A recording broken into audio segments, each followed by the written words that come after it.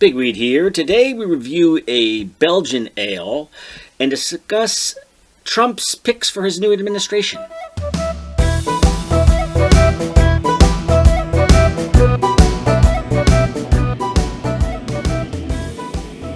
Well, fancy meeting you right. here. Good to see you, Big Reed. How's it going? How's about some beer and conversation? I think that's an excellent idea. What are we drinking? Well, we're drinking a Tidings ale that our friend Felix gave us at a recent camping trip. Yes, we actually brought too much beer and Isn't that amazing? brought some of it back. Brought some of it back. I don't know how that worked out, but yeah.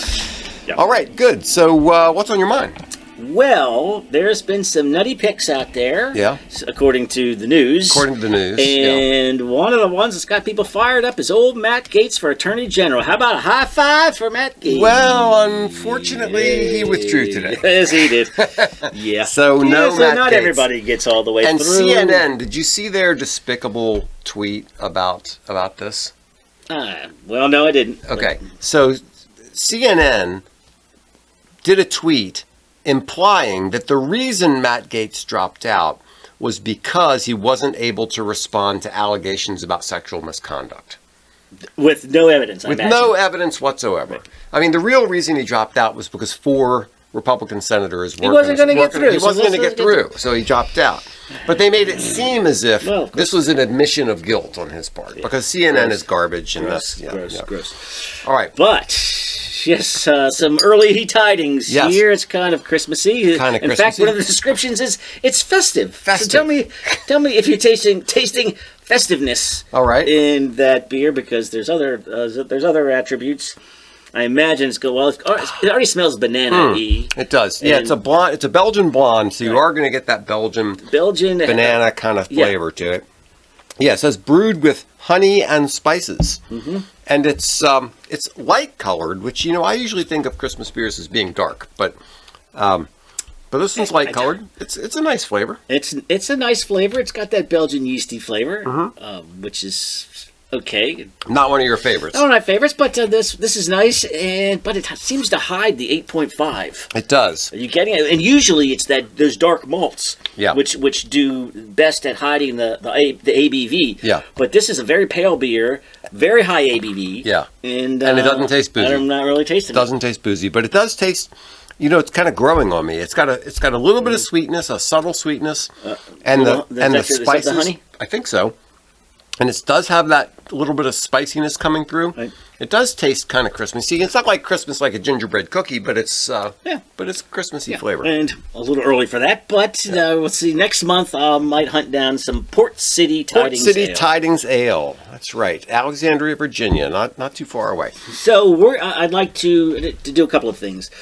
When we talk about each of the cabinet appointments, it's like what do they do? Mm-hmm.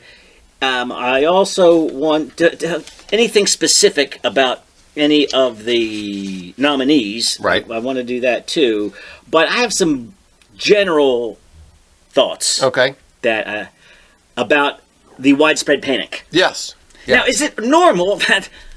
is it because of the widespread panic and the media's setting their hair on fire, do cabinet picks start getting this much attention this early, this 2 months before you even before inauguration? My understanding is. Do you remember this? My understanding is that this is very early to start. Start picking your cabinet. Yeah. Okay. So Megyn Kelly, I think, is the one who said that this is just because Trump can't stand to not be in the news cycle. So, but I don't think it's that. I think he's setting an agenda early. And he's trying to get he's already lining up, ready to meet with world leaders. Exactly. It's like you're not president. Well, of course he should. I mean, the idiot, sleepy moron in the White House is about to get us into World War III, and Trump is saying, "Come on, Zelensky, Putin, let's sit down and talk." Might as well, because we haven't had a president for 4 months. Yeah. And might as well. Somebody needs to look presidential around here. Somebody needs to do something because Biden is going to get us into World War III because he's a moron. Right. All right. Okay. Speaking of Gaetz, let's get back to this Gaetz thing because, all right, during the election cycle when Fetterman was recovering from a stroke. Oh, that was so horrible. I was like, why are his wife and team sticking this poor guy out there? Right. He might possibly have brain damage. And how could we lose to this guy? And if we don't lose to this guy, we get to control the Senate. The guy wins. Yeah. He can't put on a suit. Yeah. Frumping around it, and turns out he's the most reasonable Democrat of the bunch. He's the voice of reason. How did that happen? It's amazing. Uncle Fester. I thought this guy was like, he was done. Really? He was cooked, and I felt sorry for him because he had. And I also felt like, what is Pennsylvania doing? What are you doing to this guy? And why are you electing him? But now you hear him coming out and saying that, and he's still got a little bit of a dysfunction with his language. Okay, but you're right. He says some pretty. Straightforward things. He's the only one who is just solidly pro-Israel, unapologetically, without dancing around. But this is it. This is his greatest insight so far. Okay, is this guy gets Trump? The other people act like he's a crazy person. We don't know what he's going to do. Yeah. This is Fetterman on the Gaetz pick. Okay, and this is it goes in line with the Megyn Kelly thing that you said. He says the Gaetz pick. He says, I would describe it as God tier level trolling just to own the libs in perpetuity. Right. So this would get me here. It's Trump knew he wasn't going to get through.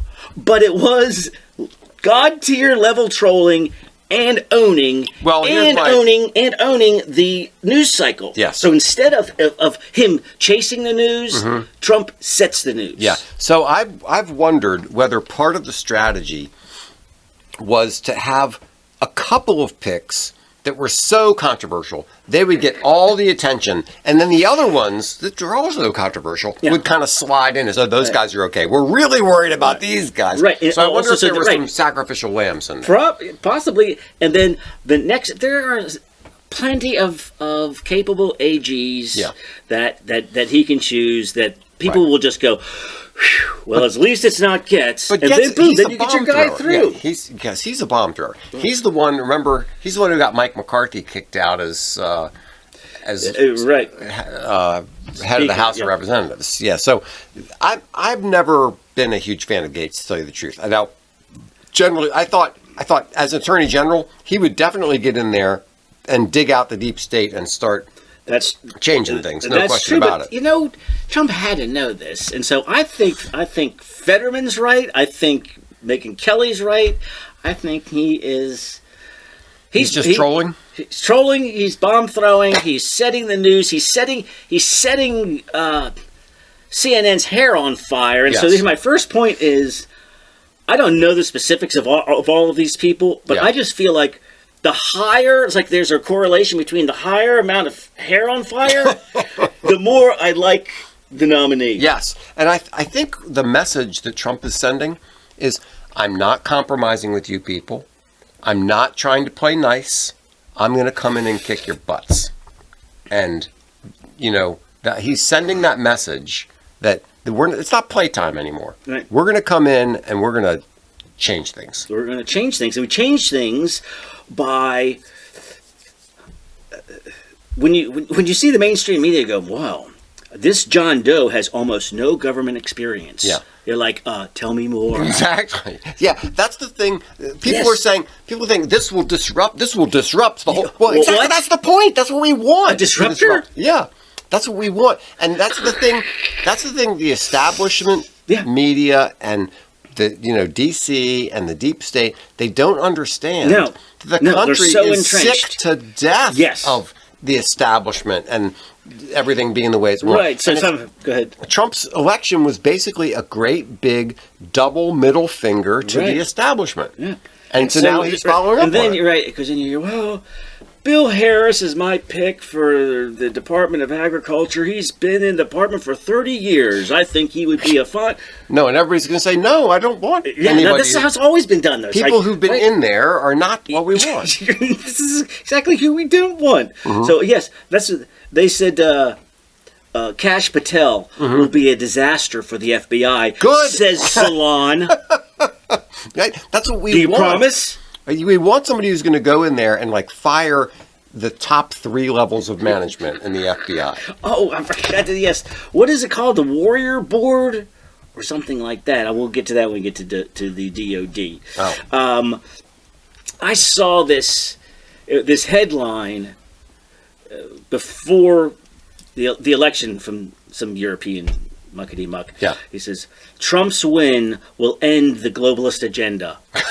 Lovely. Now, of course, both the article, the people who are writing the article, and the guy are thinking that's how horrible that is. Yes, and everybody, all the Twitter comments were, yeah, that's the point. Yes, that's what we want. What? It's kind of like those things you see on Twitter where such and so actor, actress, whatever says that if Trump gets elected, they're going to leave, and we're all like, okay, bye. You need a ride to the airport, or exactly. What do you need? You don't need to announce it. Want me to carry your bags? Just go.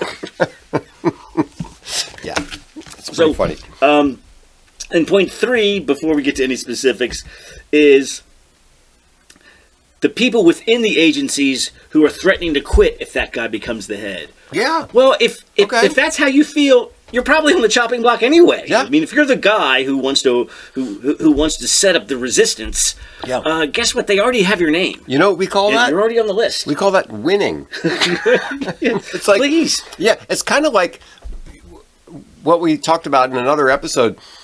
Right after Trump was elected, Hamas is suing for peace. Yeah. And the Houthis are saying, we were just kidding. We were just kidding, never mind. Like, all these things are starting to come into reality just because he hasn't done anything yet. All he did was get elected. And all of a sudden, he's having all these good results. All right, so what is the cabinet? Who is it made up of, and how do people get in? How do you get in on some of that action? Yeah, so it's interesting that if you think about this, there's 3 divisions of government: administrative, legislative, and judicial. And the administrative side of it, executive. All of their appointments in these cabinet positions have to be approved by the legislature. Right, by the Senate specifically. By the Senate, that's right. Now, does the president get to approve people that the senators hire? Right. It's a little weird, isn't it? I mean, it's a little bit weird. Well, I mean, I think it's the whole, ever since 5th grade, you've heard checks and balances. It's just to make sure that the president isn't just jamming his people full of people who, So there is a certain amount of deference that's supposed to take place. So anyway, the president's cabinet are the heads of the various agencies. So you've got, labor, state, HHS, Treasury, Housing and Urban Development, Defense, Transportation, Attorney General, Secretary of Energy, all these different positions that are... And what's interesting is we don't need to get into the history of cabinet making, but these things have grown over time. So there was a Department of Education. There was that already existed for many, many years before it became cabinet level. Yes. And I don't really know. I don't know what the advantage is to being now that you've risen to cabinet level. It means what? You get a better office or that's something a good more important That's a good question. But that takes an act of Congress. But it makes it more important. It takes an act of Congress to become a cabinet level thing. Yeah. All right. Yeah, so, back in the old days, we probably had a Secretary of War, back when we were honest and didn't call it defense. We had a Secretary of War, and we probably had, what else? What else do we have? A Secretary of War, a Vice President, what else? What, back in the days of James Madison? Yeah, we didn't have HHS. No. Maybe Treasury. Probably had Treasury. Yeah. Probably had State. Labor, there wasn't a Labor Secretary. Transportation. Yeah, there might have been an Attorney General. Yeah. Interior, maybe. Not education, not agriculture. I think Interior came when we started moving out west and creating all that extra parkland. Yeah. And worrying about the Indian reservations and stuff like that. So over time, the president's cabinet has grown and grown and grown. And now we've got... And Homeland Security is the latest, and that's post 9/11. That's right. So he is the 15th, I guess, So, do any of these catch your attention? Some of these people I've never heard of and don't even care about. But there are some names that are interesting, some that are setting hairs on fire, and also want to know specifically what do they do. Yeah, so let's go through some lists. So Marco Rubio, Secretary of State. Now Rubio actually has a lot of So this is the Department of Foreign Affairs, and it deals all your embassies, and interactions with treaties, advises the president on international relations. So Rubio seems to be an almost establishment pick in that respect. I mean, he's got a lot of experience in that area. Department of Defense, Pete Hegseth. Whoa! I mean, where in the he come Talking from? about hair on fire. Yes. When you see a guy with his sleeves rolled up and a "We the People" tattoo running down his forearm, you're like, this is not your dad's DOD guy. No. And again, so he's an outsider and an insider. Yes, because he was a combat veteran. Served 20 years in the military. He's got Bronze Stars, and I mean, he's in the system, but he hasn't climbed his way politically into the system, because normally what you get is some retired general who's already spent 30 years in there, and that ain't this Trump's approach. No.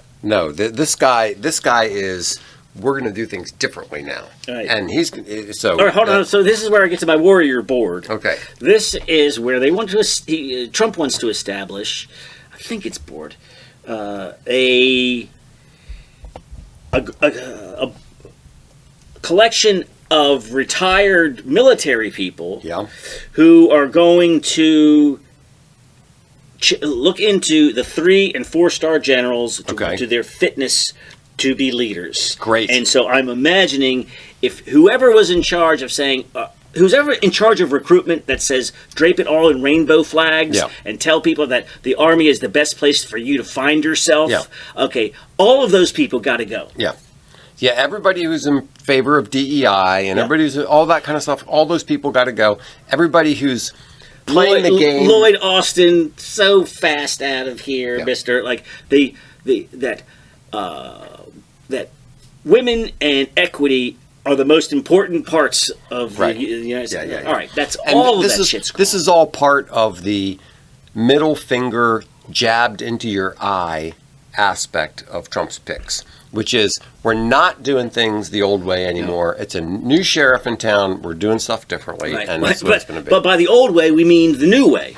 We just mean like it's always been done until you guys decided that the everything needs to be turned upside down. This is not radical change. This is the return of the normies. This is what every normal person expects out of their military.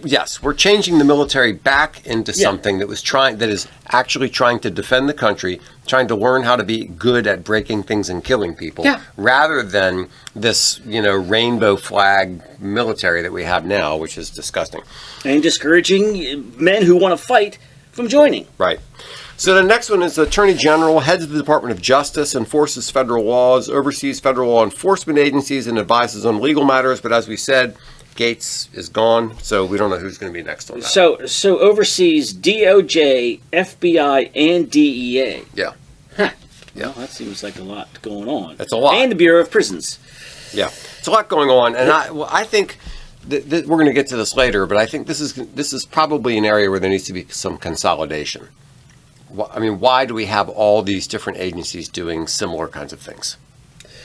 And who do we have now? What's that? Well, Gaetz is. Who is the Attorney General right now? Why can't Merrick Garland? Merrick Garland. Oh yeah, that guy's. He is awful. And was, if it weren't for Mitch McConnell, whatever you think about the Turtle Man, he might have been on the Supreme Court. Yeah.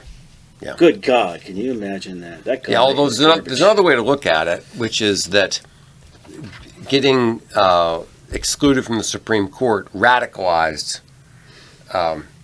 Merrick Garland, so that he's worse now than he I don't know, but I can't stand that guy. So he's behind the weaponization of all of these departments. Yeah, he has been weaponizing justice against Biden's political opponents, and it's or just people silently praying outside of an abortion clinic, or calling traditional Catholics, a threat to the nation. Right. I mean, this is all, or parents speaking up at school boards. This is all comes down. I didn't realize this was under the purview of the Attorney General. But my God, if you're a conservative Catholic, or if you speak up at a school board, or if you pray outside an abortion clinic, you're going to be get in more trouble than if you come into the country illegally, rape and murder somebody. Yes. You attack a cop, and that is less of a violation than silently praying across the street. Yeah.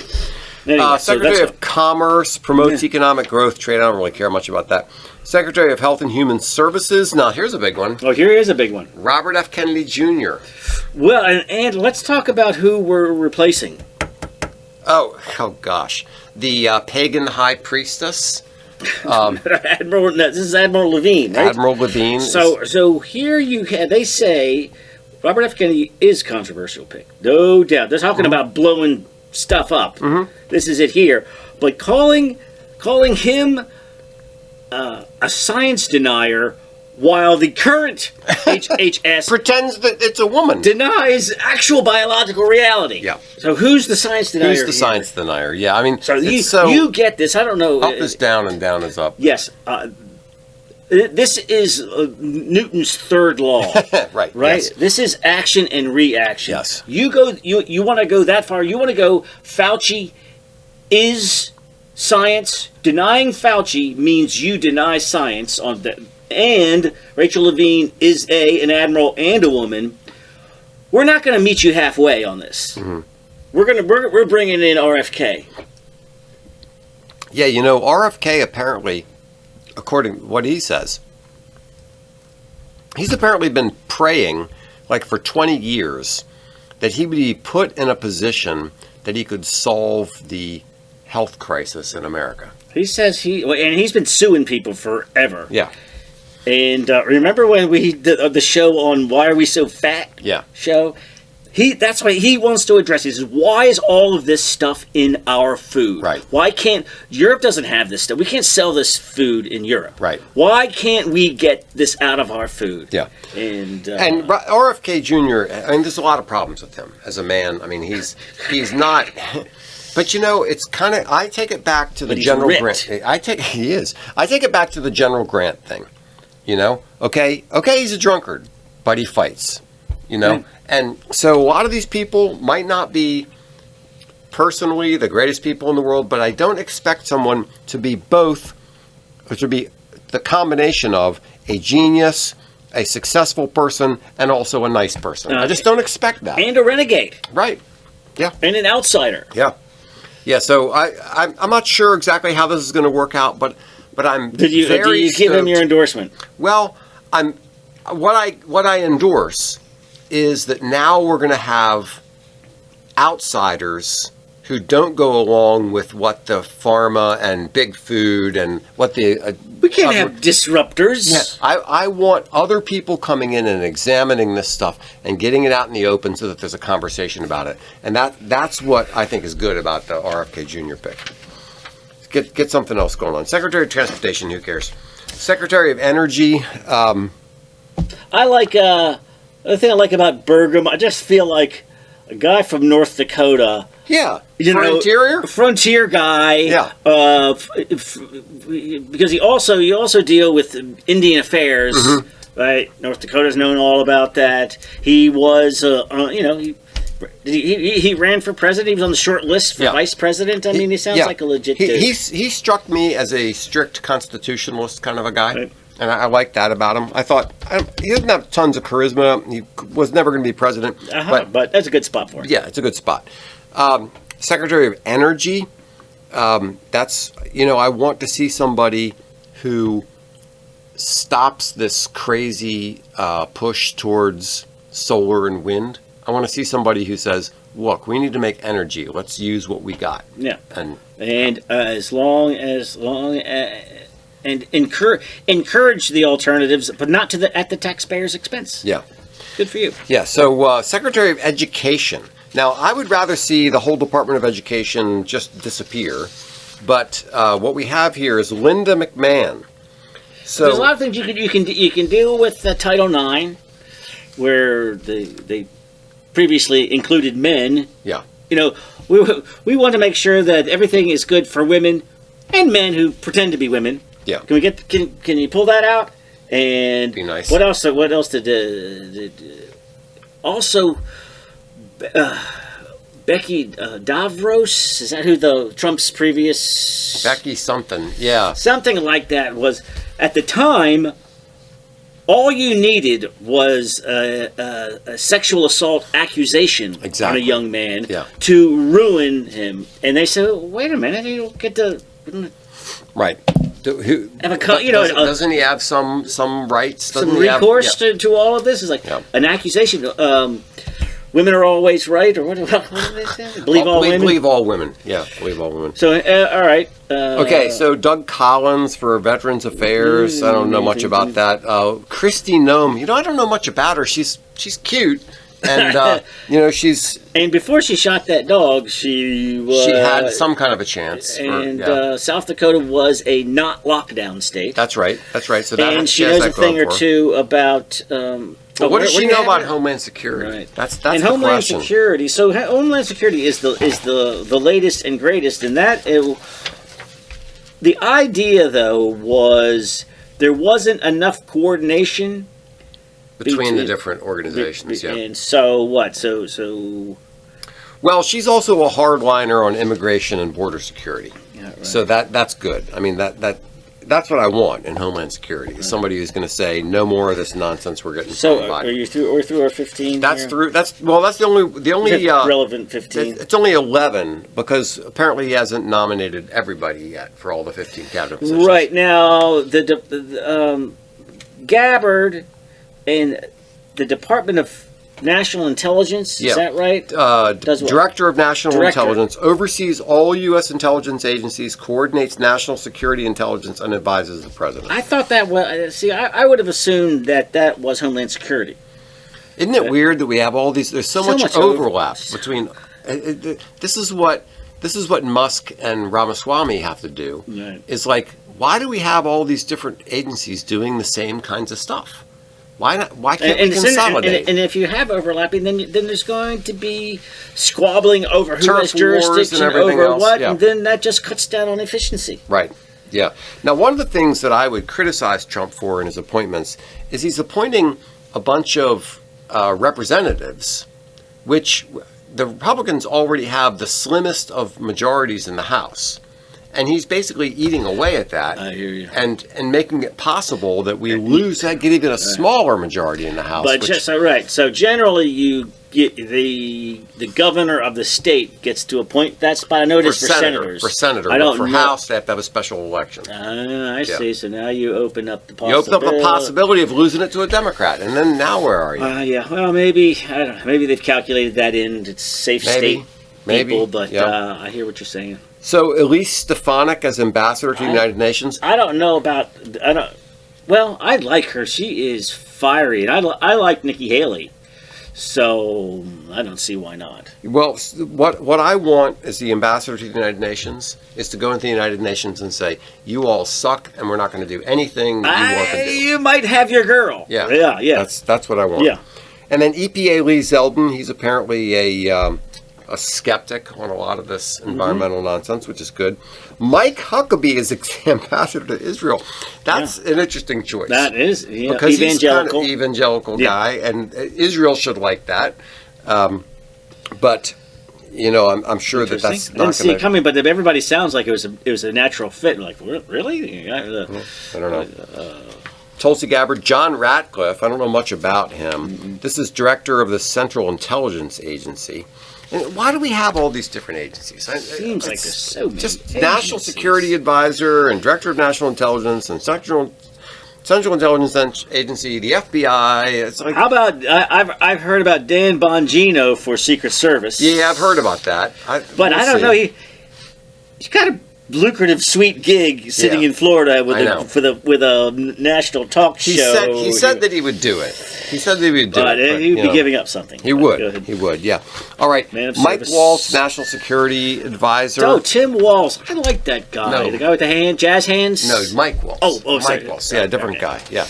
Advises the president on national security matters and coordinates security-related policies across agencies. Now, here's a big one. Susie Wiles, who was Trump's campaign manager and did a fantastic job. Yes. She's going to be White House Chief of Staff. All right, so I had to look this up because sounds like an important person, but I don't know what they do exactly. So what I get is president's confidant, helping to execute the president's agenda and balancing competing political and policy priorities. They also act as a gatekeeper, determining whom the president spends time with and to whom they speak, while managing the flow of information and maintaining the president's schedule, which sounds to me a lot like a campaign manager. Yes. That's what you've been... If you were great at this for the last 2 years... Yeah. I wonder how often that person... I wonder if this is new or how often that person becomes... And doesn't this show how much Trump hates powerful women? I know. He has no women around. He doesn't trust any women at all. Like, he would never allow a woman to be the one who controls his staff and who he talks to. Yes, the gatekeeper. Gatekeeper? Never would happen. No, and what's her name? Her name is Susie Summerall Wiles. Is that right? Can you think of Pat Summerall? Yes. Is that right? Yes. Interesting. Directly. Yes. Okay. Yeah. Pat Summerall. I was like, I've only heard that name one time in my whole life. Come to find out, yeah. Okay. Sure. Yeah. So, and then Caroline Leavitt as the White House press secretary. Now, I don't know much about her. I did see a couple of clips of her, and she's a pretty young woman, but seems to be kind of a take no prisoners hard-hitting kind of a person. I saw Twitter somebody recommend Roseanne Barr, and she accepted. Yeah, I mean, press secretary is the kind of position that you think, oh man, wouldn't it be great if like Matt Walsh was press secretary? Oh my God, does that look like the worst job ever? And Oh, yeah. After going through 3 years of the worst person at the worst job, Yes. Even Jen Psaki, was painful, but she was good at it. Yeah. Jeez, this Coringe was. She's terrible. Okay, we got a couple more we got to go through. All right. What do you think of this Dr. Oz business as administrator of the Centers for Medicare and Medicaid Services? I don't know. I'm so mad that he didn't beat Fetterman that I'm thinking there's something wrong with him. But I'm not a huge fan of Dr. Oz, to tell you the truth. But okay, I guess what harm can he do? And then the last one is Musk and Ramaswamy in this co-commissioners of the Department of Government Efficiency, which is a brand new thing. Which is not actually, it's not even it's not real. Yeah. It's not a government agency. It's just basically just like an advisory group. It's a private advisory group that has the complete confidence of the president that you would expect the president to say, my guys over here think that your department needs to do this. What do you think, Department of? Right. Yeah. And I'm hoping that's how it works. And I think it's supposed to be unveiled July 4th, at the 250th anniversary of this fine nation. Right. Yeah. Now, Reagan did something similar. There was like the something commission, the Grace Commission, the something commission that he wanted an independent analysis of the federal government and its budget and all that, which obviously has to happen. My mom got laid off as a result of that. Is that right? And she was like, I wasn't doing that much anyway. And then they hired her back. Yeah. Well, supposedly the DOJ has failed its audit for the 7th time. Like, it's only been audited 7 times, and every time it's failed. So somebody needs to get in here and figure out what's going on. Right. So, and what are you going to do? Get a couple of entrenched, lifelong bureaucrats to do the analysis? Yeah, come on. Oh, which reminds me. Remember, I told you we should do if we wanted to consider doing a quote of the week. Right. Half of them would be from Thomas Sowell. Thomas Sowell. Sorry. Yes. So give me Thomas Sowell's quote of the week. You will never understand bureaucracies until you understand that for bureaucrats, procedure is everything and outcomes are nothing. Exactly. That's why you get a Musk and a Vivaswamy and not lifelong bureaucrats to come in to deal with bureaucracy. Yes. Yeah, because for some people, process is everything. And you didn't fill out this form. You didn't do this right. Yeah, but I just need the service that the form is supposed to provide. Look, the Hun is at the door. I need the guns. You haven't filled out the proper form. Sorry. Yeah, exactly. All right, so I think that's pretty much everybody. I guess my general sense of this is it's anti-deep state.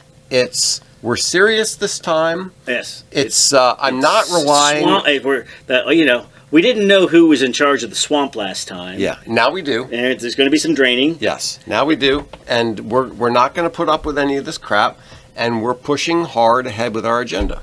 And, bureaucrats, beware. Yes. And of course, our hopes are way too high. Yeah. There's going to be so much. There's going to be so much pushback and whatever. If they get half done what they want, but they're bringing in the disruptors. Yes. Now, where you didn't talk about my boy, the only guy I really want to talk about. Where's Tom Homan in all of this? Oh my gosh, yes. Tom Homan is the what is he? The deporter in chief. Deporter in chief. But he's got to have what's his real job? I don't have the. Gosh, why don't I have it? I don't know why his name didn't come up. I know because That's okay. It's okay because we can talk about him anyway. Right. Well, I don't know. I don't remember exactly what position he's being. So maybe it's not a cabinet level position. Apparently, I don't think. But he's going to apply the law. Did you see the interaction between him and AOC? She is such a moron. Oh, it was magical. She's like, these people haven't broken a law, and then he just cites the law that they broke, and then. Then there was the other one where go. Yeah, you see, they want to apply for asylum. Okay, then the way they do that is they go here and they do this. Yeah, he knows it. He knows the law inside and out, and he's like, okay, I'm just going to apply the law. But this one, I think, was 60 Minutes. Is like, well, how can you be certain that during the deportation you don't separate families? Yeah, and then he says, when I was a cop, and he just said, well, it's easy. You don't have to separate families. You deport the whole family. Right. As parents, you can decide if you have somewhere else. If your kids are here legally by the whole birthright business, if you have relatives or someplace you want to leave your kids, you can. Yeah. And otherwise, but go ahead. Like you said, it's like every time you arrest somebody, you're separating. Yes, you call somebody in. You say, "Do you have somebody to pick up the kids? You have a kilo of cocaine in your car. Right.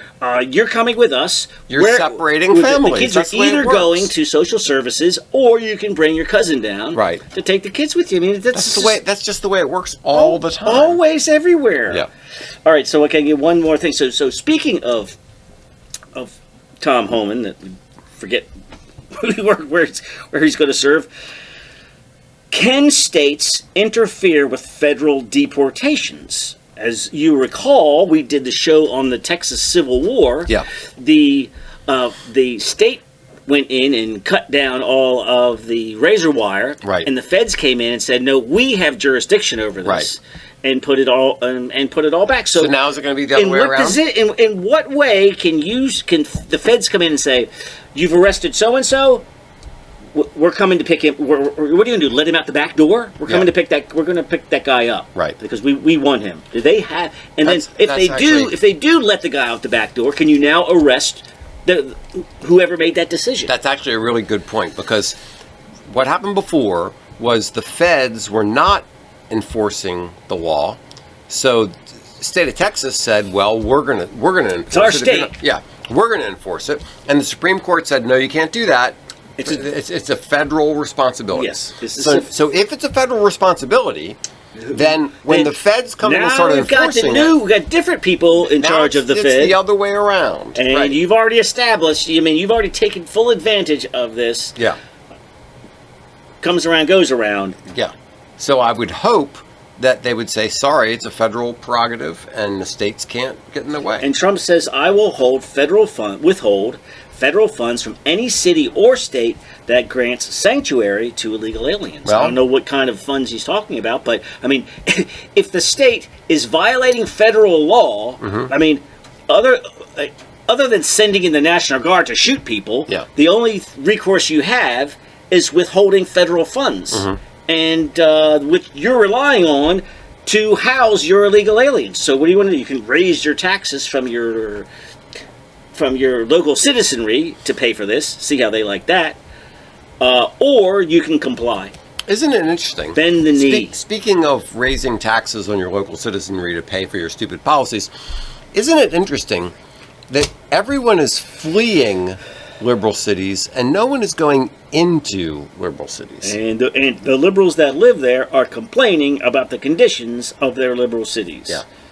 How long until they say, well, you've already seen in the black community, what exactly are we getting from being run by these people? Right. Maybe we should reconsider. Maybe it's time to say something else might work. Yeah. I mean, Baltimore they've had a couple of Republican mayors. They haven't had a city councilman since like 1920. Wow. Maybe you guys want to look around and go, could it really be worse? Could we just give it a go here every century? Right. At any rate, all right. I'm out of breath. I guess the good thing is this is a sharp finger in the eye to the establishment. Trump is pushing ahead with an agenda, and he's basically saying, "I'm taking no prisoners," and I'm like, "Great, go for it." We're right. We're not replacing the uniparty, the establishment center left, with the establishment center right. No, we're blowing this thing up. Blow the whole thing up. All right. Yeah, I'm all for it. All right. Cheers. Thanks so much for listening to Beer and Conversation with Pigweed and Crowhill. Remember to visit us at pigweedandcrowhill.com or send us an email at pigweedshow@gmail.com.